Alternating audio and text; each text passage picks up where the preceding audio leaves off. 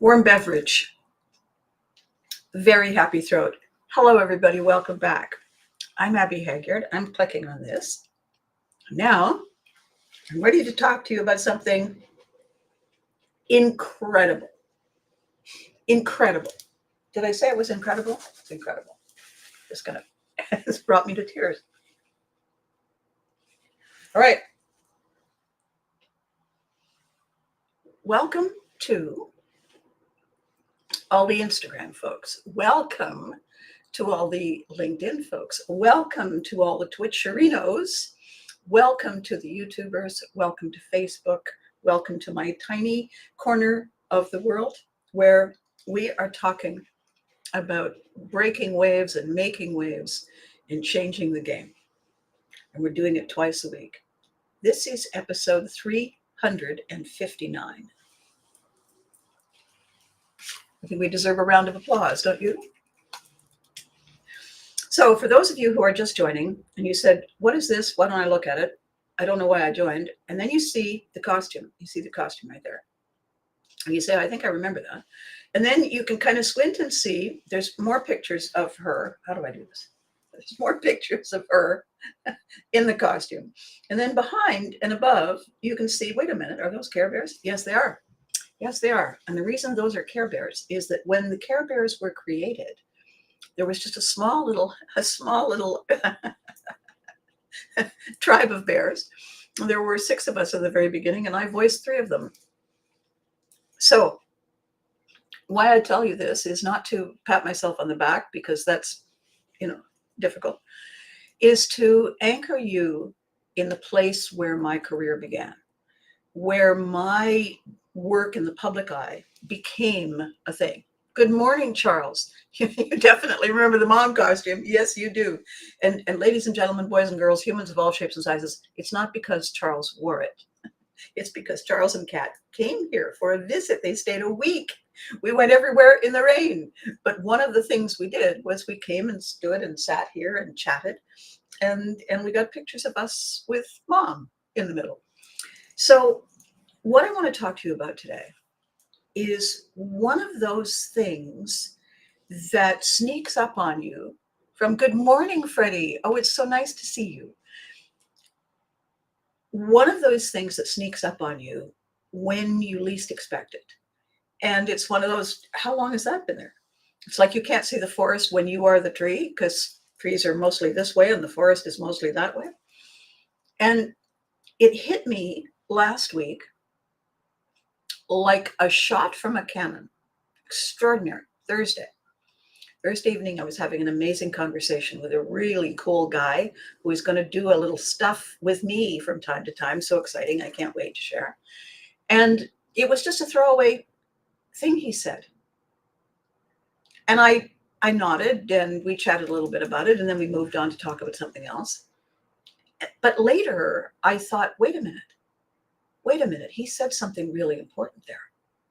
And I don't think either one of us picked up on it. So I wrote it down. And in fact, I'm writing it down again, because every time I write a thing down, I take it out of my head where it can get lost among the assorted things that I'm juggling. When I put it down on a piece of paper and it's over there, I can see it and remind myself, oh yeah. So he was talking about the way athletes, high performing star athletes, are now behaving. And what he said was, so his name's Liam McGuire, and he's a hockey expert. In Canada, he's the guy. He's the hockey stats trivia guy. He's amazing. You can get people around him with their phones in their hands on Google and ask Liam a question, and he can come up with the answer faster than Google can. He's extraordinary. Known him for years. I, of course, know nothing about hockey. When somebody says, do you know anything about hockey? And I say, no, but I know Liam. Take it away. So what he was saying about the way hockey players, but it's not restricted to hockey. Excuse me. What he was saying, pause. Correct.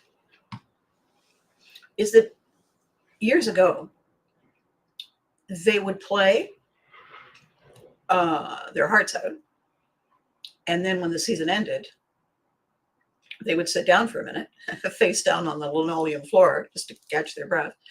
And then they'd go and do other stuff, shopping, travel, relax, golf, whatever. And then they would start to get ready for training camp. And he said, it's different now. He said, every day, in season and off season, the top players are training every day. And I said, what are they training for? He said, they're training to train. And I said, train. Okay. And I knew there was a lot in that to take a closer look at, but we had many other things that we were getting together to talk about. So I kind of tabled it. So here's what he was saying. Here's what I understand now. And here is what is so very cool for all of us. My whole conversation for the past, you're not going to believe this, right? You're not going to believe this. But I started working on this in 2018. 19, 20, 21, 22, 23, 24. It's 8 years that we've been on this. 8 years this year. Wow. Why is it taking so long? There's a lot in it to win it. And there were some setbacks. And what I did was I bookmarked where I was. And when the setback was set aside, I was back at it. So 2.5, almost 3 years remove, plus the reaction time, the recovery time. So basically really focused, 4 years. Still a long time, and always on my mind. So what I have talked about in Pivotry in Motion is that we go along to get along for a long time. It's easier for us, is the subconscious brain says, if it ain't broke, why fix it? Or if it's not that broken, let it slide, is where we often end up. The thing is, something eventually happens to us. Something is the final straw. Something is, a bridge too far, a leak in the bucket, enough drops on the living room floor. Something tips the scales, right? Something comes along. Hang on one second.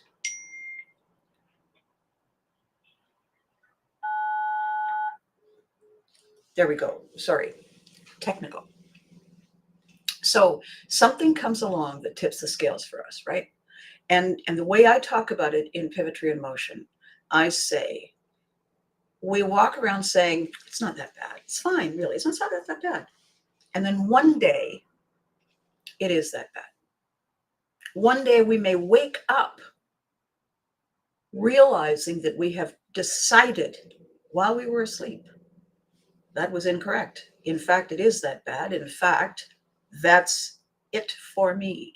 And we head off in a different direction.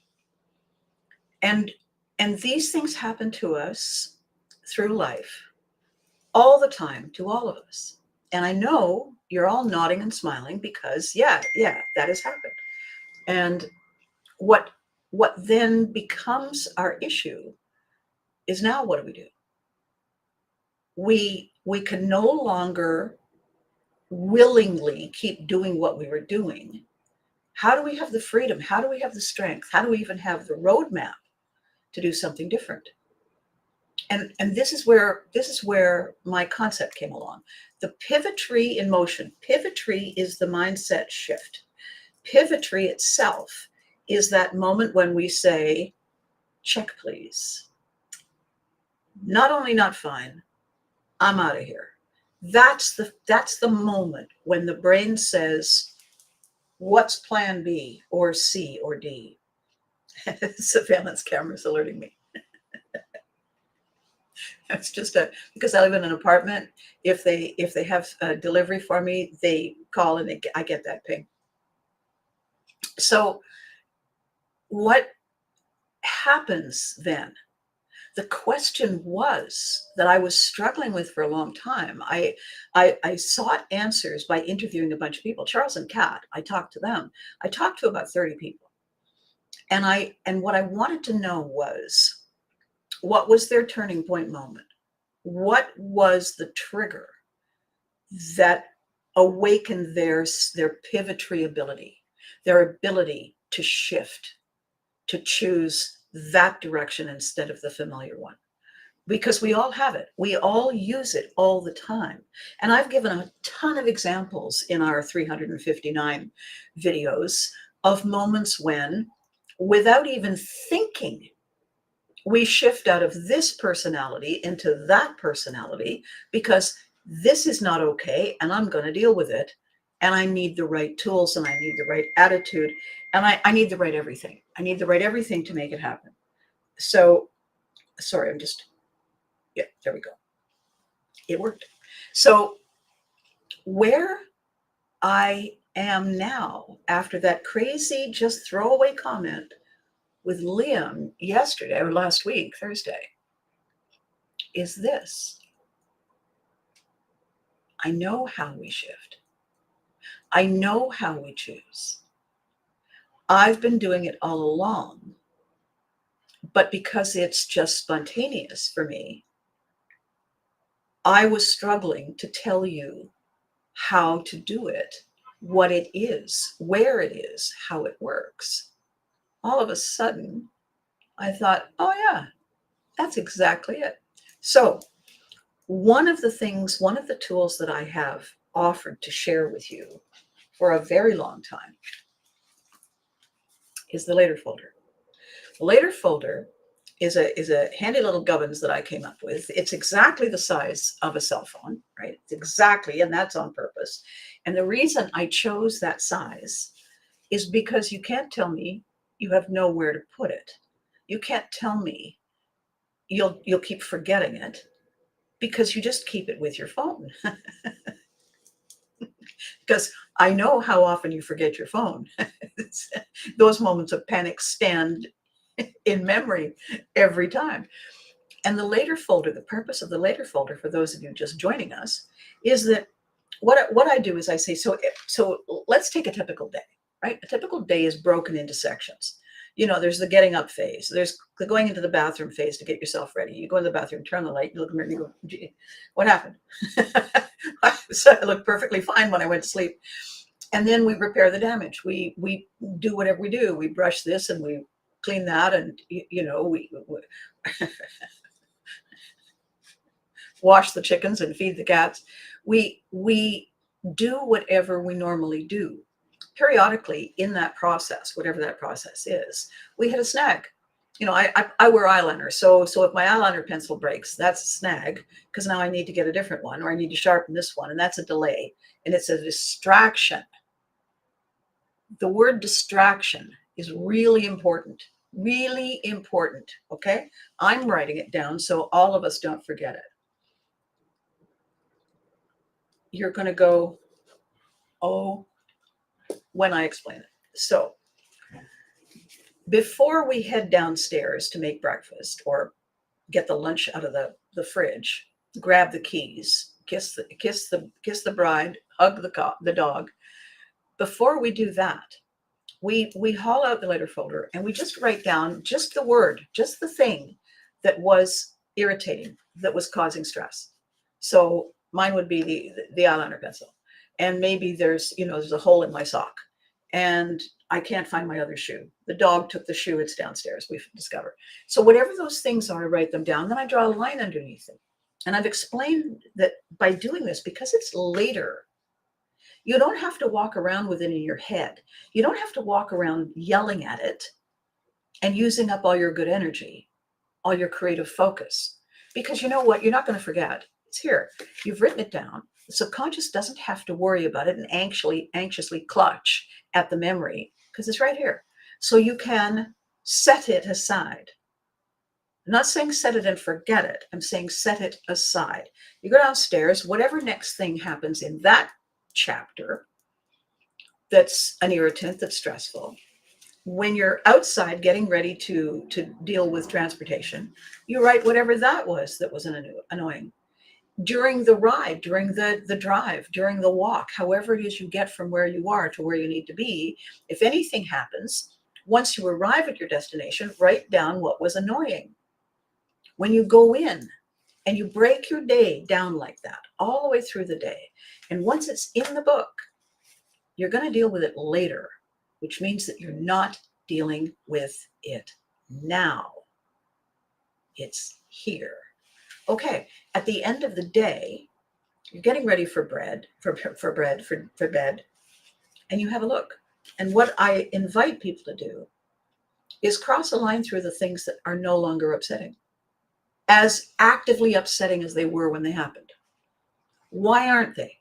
It's still important. Well, what's happened is a lot of other stuff. And you have also had time away from it to let it, good gosh, to let it settle into perspective. It's not this thing looming at you. It is manageable, and you'll manage it later. Learning to adapt to change, learning to leverage change as well. So it's not that we give in to change. We figure out how to make change work for us, because there's a lot of momentum in change. And why not figure out how to position ourselves to ride that momentum, to allow that momentum to carry us? Why not make change a friend, an ally, a colleague, a taxi, instead of the opposite, the enemy, the adversary, the person I have to give into, the thing that is overwhelming? Why don't we go together? We're in it together. Why don't we be in it together? Is my thinking. So yes to what you said, and then I'm adding on top. So the later folder was the first thing. The second thing I gave you was an exercise in calming down. Hang on a second.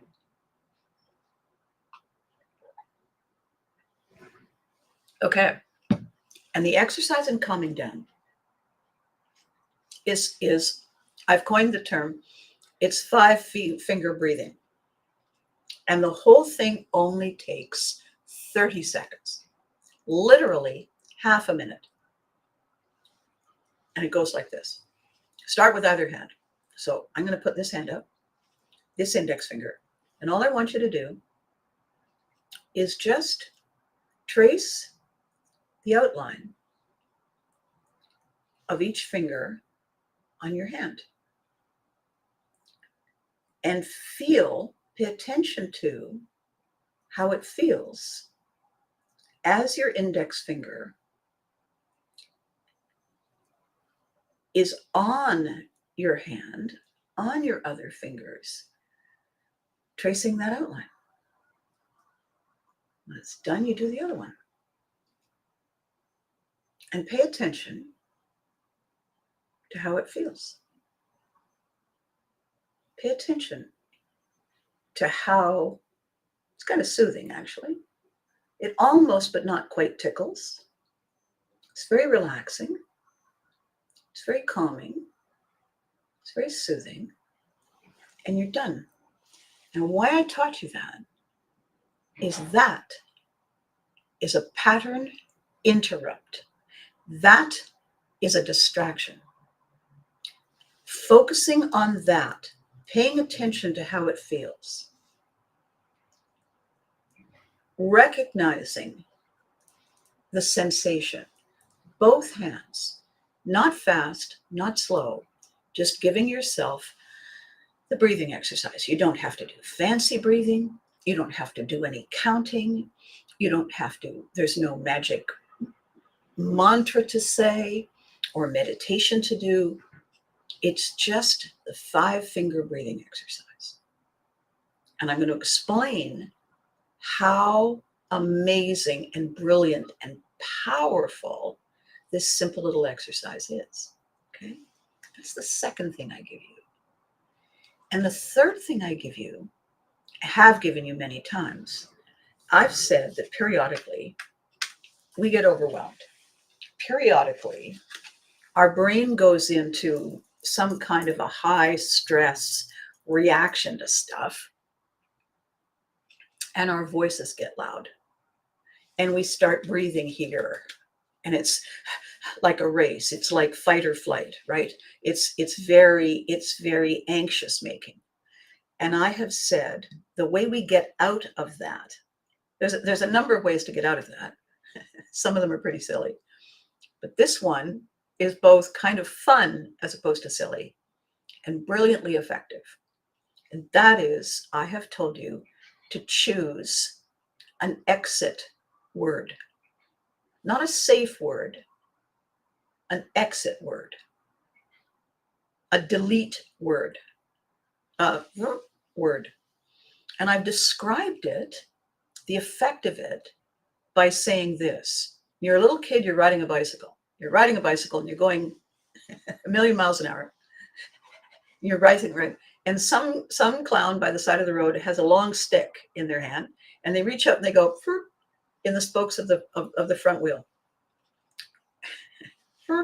And what happens is everything you were doing stops right now, right now, right now. There is no delay reaction to. No, stick, spokes, done, stop, fall over, ow.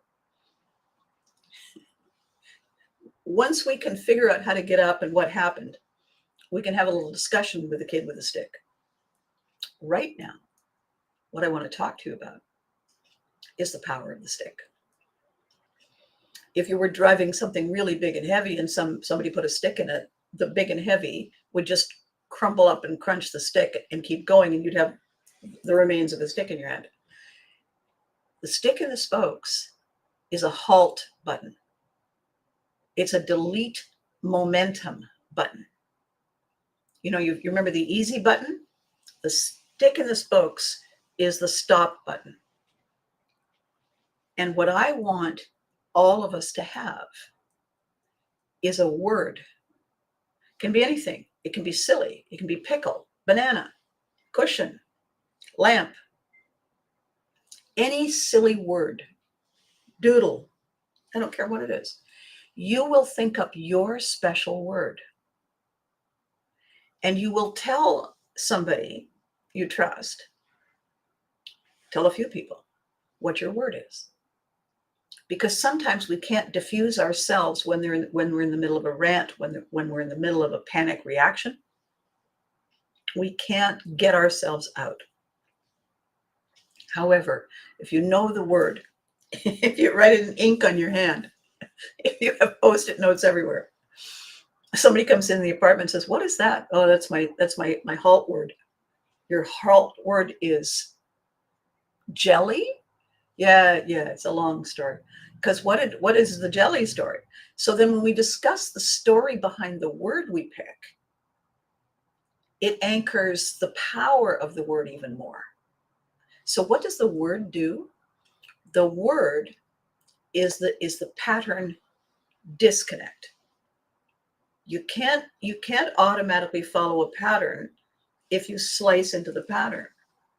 If you break the pattern, you have to start again. You have to figure out how to put it all together. That takes time. In the meantime, you're no longer in high alert. You have pulled yourself out. So why is this important? I'm going to tell you. I also have a new fabulous hack to use. I've done a prototype. It's amazing. I'm going to show you to you in a minute. Now, the reason I want to tell this to you today is all about, are you smiling from the eyes? You were wondering when I was going to get to the theme, and this is when I'm getting to the theme, okay?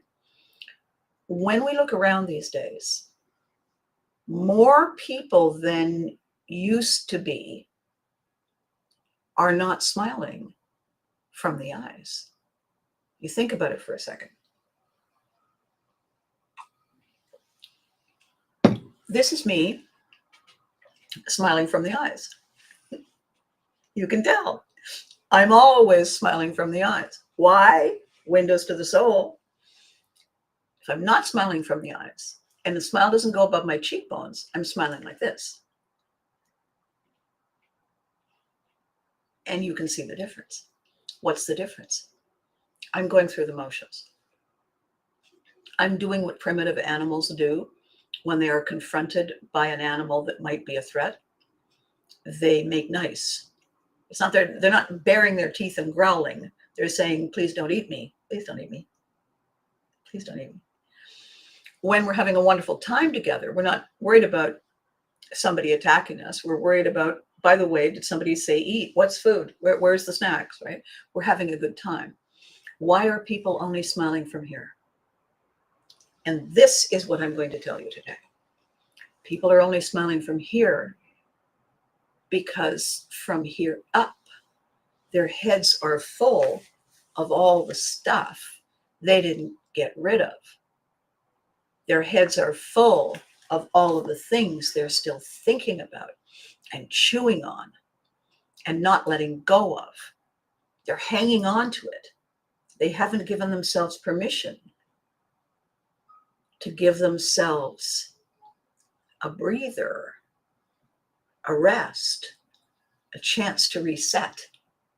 And so it's a constant clutching, white knuckles onto whatever that is. So here is why this is really important. I'm going to make you smile, not only from here, but all the way up and over, across the top, down each sides, and looping around your ears in a second. We hear all of these stories about people who manifest, who apply the law of attraction to receive the things that they dream of, that they want, to motivate themselves to go further and faster and reach higher, to get into that frame, to be one with the, name it. We hear it all the time. There isn't a day that goes by that we don't hear this stuff. And on top of hearing all of that stuff, we are hearing from all the anxious people who are trying so hard to raise their vibration, to manifest this thing that they feel they desperately need. And it's not working. And so they keep signing up for the courses and paying money to be told a new thing. How interesting. How interesting. Now, when I join the gym, and then I join the gym again because I've used up my subscription, and I'm joining the gym again to be part of a group that are focused on a transformation, I want to feel that collective energy. I want to be in that collective movement. I want to have somebody showing the moves so that I can follow. And I can look at the person beside me and think, okay, I'm not that bad. They have no idea what they're doing either. This is all good. Excuse me. Yeah. Was there a pre-beginner class I maybe should have joined up for? We invest in these activities and these programs and this training because it is an attempt to invest in ourselves. So here's what I know, and I'm saying it for the first time today in episode 359, 8 years after this journey began. That concept, those programs, that you can do it this way is backwards. It's not wrong, it's backwards. And I'm going to show you and tell you why. And that will give you the power to automatically smile from the chin all the way up to the sky. And it's this. When we are very small, when we are unable to talk, when the large people around us are making noises with their mouths and we look at them and we think, I have no idea what you're doing. I wonder if you know what you look like. And then we go back to whatever it is that we are doing, counting our toes, counting these 10 things that seem to woggle on the ends of our feet. And we're fascinated. We can do that all day. And then we discover these and we realize that these are even closer, And I'm like, what happens if I stick this in that gooey stuff? Oh, oh, and then I can do that on the wall. Oh, and every minute, every moment, every single second of our waking day, we are in a place of endless discovery of ourselves and our immediate space and all the things that come and go in and out mysteriously. And periodically, somebody brings us something and shows us something that we can do.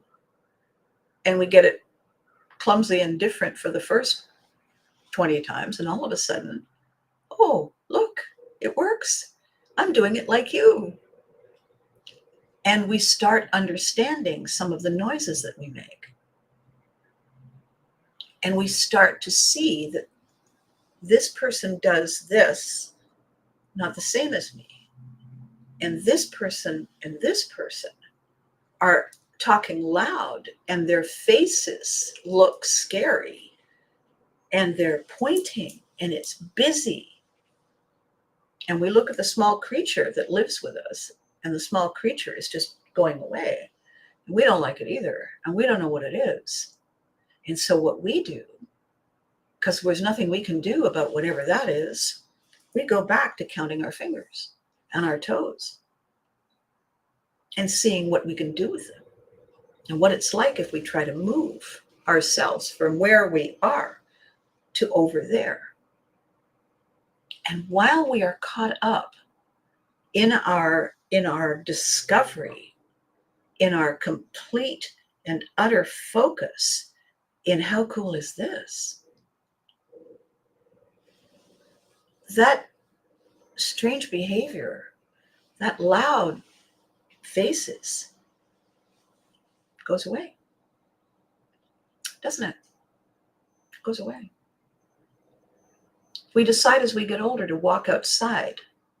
Lots going on, very busy, very noisy. We walk outside. We take our shoes off and we stand in the grass. Look first to see that there's nothing pointy. Stand in the grass. Grass feels cool. Earth is kind of crumbly and moist under our feet. It's really cool. We wander down a little further, look in the trees. We hear a noise. We check out what it is. We check our watch. We got to get back. We walk back. The closer we get to where we were, the more we wish we could stay where it's peaceful. However, we're needed back here. So we go back, we wipe off the bottom of our feet, put our shoes and socks back on. Socks first. And then we go back inside. And we carry with us all day the feeling that that space out there gave us something that felt good, that grounded us, that gave us back to ourselves, that was different and happier and easier than all the noise going on, all the faces going on. Out there, if somebody came out and was enjoying it, they turned and they say, beautiful day, and smiled, we would smile back all the way up. Inside, all the yelling. Ah. Somebody says, how are you doing? We turn and say, great, you? But we're not smiling from here. Why not? Because our head is full of noise and it's distracting. It's distracting us from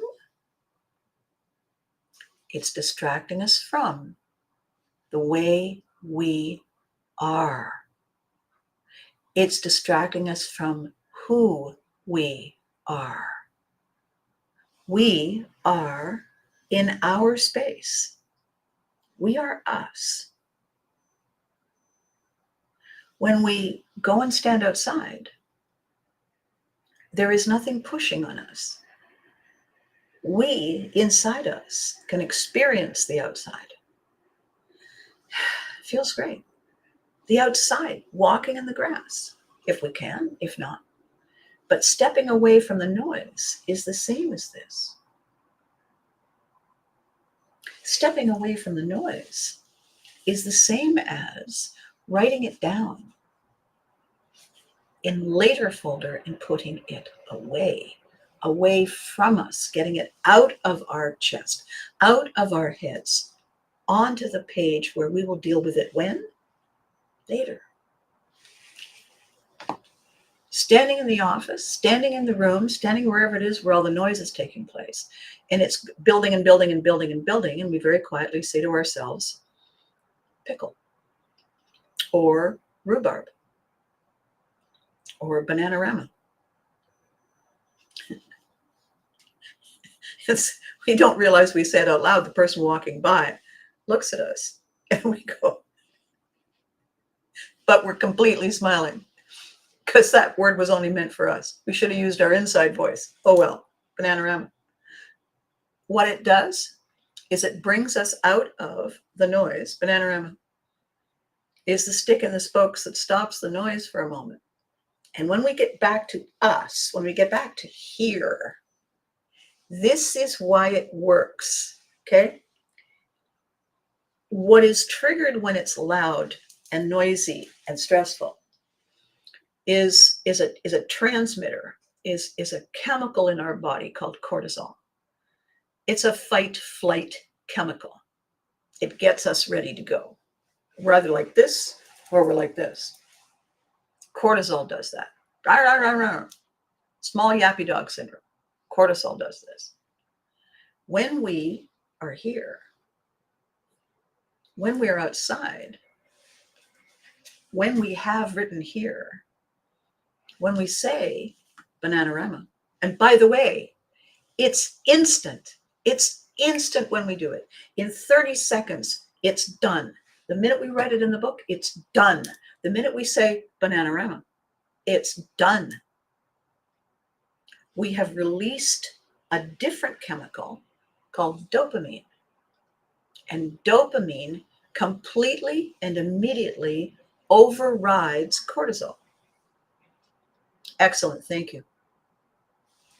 Thank you. Oh, look, we just have a thing here. We have somebody who's to block list. Yep. There you go. Be safe, Charles, and do keep me in touch, right? So what we have, exactly, Freddie, we don't have to set it aside. It removes itself. It is by itself over there. When we put the stick in the spokes, we don't have to set the bike down. Believe me, the bike sets itself down right now. If I say bananarama, no idea where that came from, but I like it. I like it because it makes my eyes smile. Bananarama. That might be my new word. And every time I put it on a bunch of stuff, and I'll say to people, my stick it, not to be confused with shove it. My stick it word is bananarama. I just thought of that. That's what it is. Our stick it word, stick in the spokes, our stick it word. If we have a stick it word, if we have, you got 5 fingers? You got any number of fingers? You got another thing, another finger? You got something you can do this with? You only have one hand available? Get somebody else to do it. Let them do it for you so that you can feel the sensation and pay attention to what they're doing. Where that takes you isn't someplace else. It isn't taking you beyond what's going on. It's centering you. It's bringing you back to you. We're born this way without the need for a stick it word. We're born pre-verbal. We're constantly in this beautiful state of flow. We live there until the world surrounds us to teach us, to help us, to empower us as we grow. And we have no idea, because no one ever explains, that there is a way to go back. There is a portal, a doorway, and it's open for us. We don't have to go and find it. All we need to do is come up with a tool, a technique to let the other stuff go. And this is the image, the analogy that I would very much like you to hold on to hang on to. And I'm going to lead into it by saying that I fell sideways into show business, had extraordinary success, landed a television series, had a wonderful time. And then there was a strike and the series ended. And I didn't have something else planned. And a friend of mine had a balloon decorating company and said, well, you know what? You can decorate events with me because I need agile fingers. And when she realized that I was an actor as well, she said, oh, and we can dress you up as a chicken. You can go and do singing telegrams. But I did, right? When we need to pay the rent. So here's the thing about balloon decorating. What you do is you get a balloon and you fill it with helium. You don't fill it with air because then the balloon doesn't float. You want it to float. So you fill it with helium, which is lighter than air. And then if you want to decorate a place and the balloon stays where you put it, you add a little weight to it, right? So you put a nice shiny weight with a ribbon, you attach it to the string that's on the balloon, and you put the weight on a table, and the balloon sits there having a wonderful time being a balloon without leaving the table. If you want to create a doorway arch, then you tie them with a bunch of balloons, all of which would like to leave, but you anchor both ends of the arch. And now the arch isn't going anywhere. You got 100 balloons in all different kinds of colors surrounding a doorway, and they're staying where they are because they're anchored. They're grounded. There is a weight that is preventing them from doing the thing they are meant to do, which is soar, to defy gravity. Now, this is what I would very much like you to keep in your mind as the image. We are the balloon. The happy, natural flow space where we live, where we are, is who we are. And we naturally gravitate to the things that we're naturally good at. And there is no difficulty because we're doing the thing we do.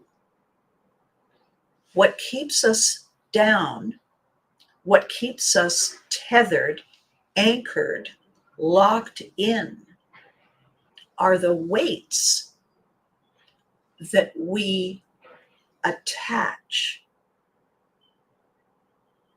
When we leave our place of work at the end of the day and we get on our bicycle or we go for a walk or we get in the car or we get on the bus or whatever it is that we do, before we start the transportation, we need to open the later folder and write down the last things that happened and then draw a line underneath it. Because we don't need to carry that weight with us. We can now be in our natural, normal flow as soon as we let that weight go. We don't have to strive to be. We already are. We always have been.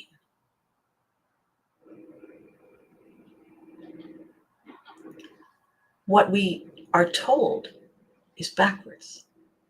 We don't have to be free. We don't have to try harder to raise ourselves. We have to let the heavy stuff go. The other thing I want to tell you, this is really cool and it's really important and it's part of it. It's why we can learn, retrain ourselves to smile with the eyes. and it's this. So on my business card, I have this wonderful picture that my genius friend Matt Urquhart has put together for me. And it is, Viking Abbey, right? And Viking Abbey is in her ship.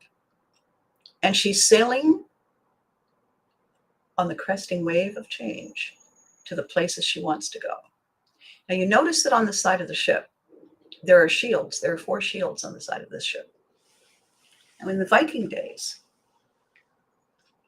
the shields on the ship were carried by the Vikings who were in the ship rowing, part of the team.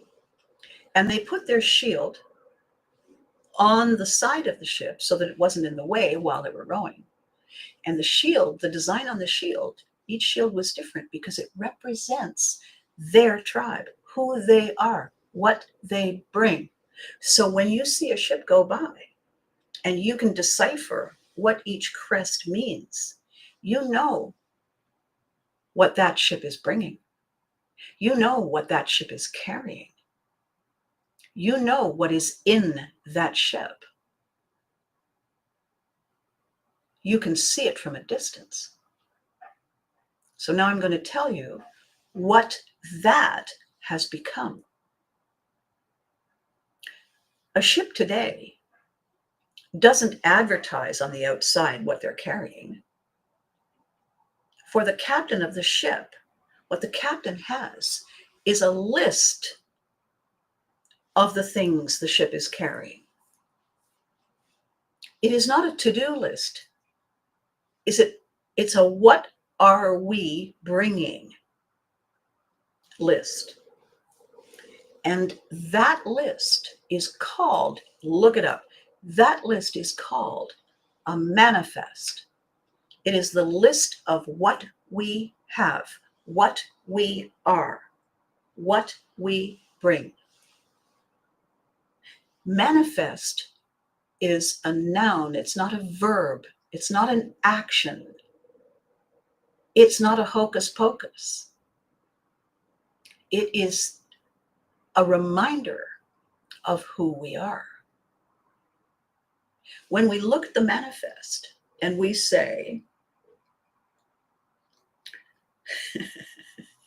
I got a box of Bananaramas in here.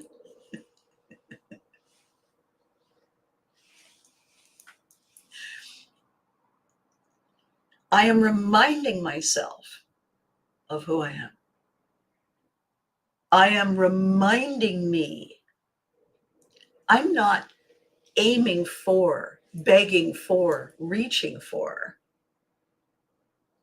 calling out to the wind. I'm saying, this is my good side, and oh yes, this is my other good side. This is what I am. I am carrying, I am on my ship.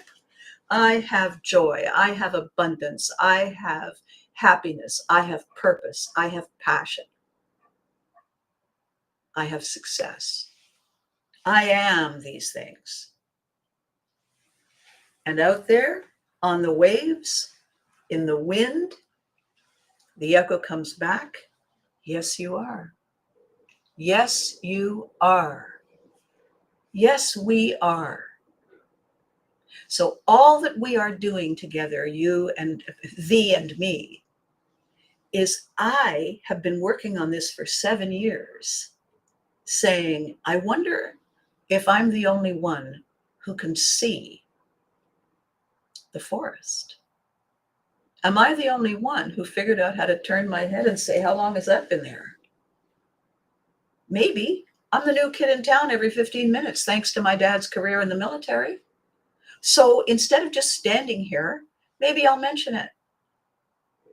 Maybe I'll say, do you do this too? Or why are you doing that? And when I go to places and I see people who are standing there, who are happily inside out of the rain, they have matching shoes. I mean, I do too. I just don't always wear the same two together because that's boring. And so if they're in a safe space and they're clothed so they're not causing the utmost damned astonishment, why are they only smiling to here? What's going on up here? I'll tell you what's going on up here. They're trying to remember everything they didn't write in here. They're wondering why they can't just snap out of it because they don't have Bananarama. They don't have pickle juice. They don't have a code word that is the stick and the spokes of all that noise. They're carrying all the noise. Here these lovely people are, all these beautiful balloons who just, all they really want to do is float around and say to each other, how you doing? And they can't because they're anchored to the table by all the crap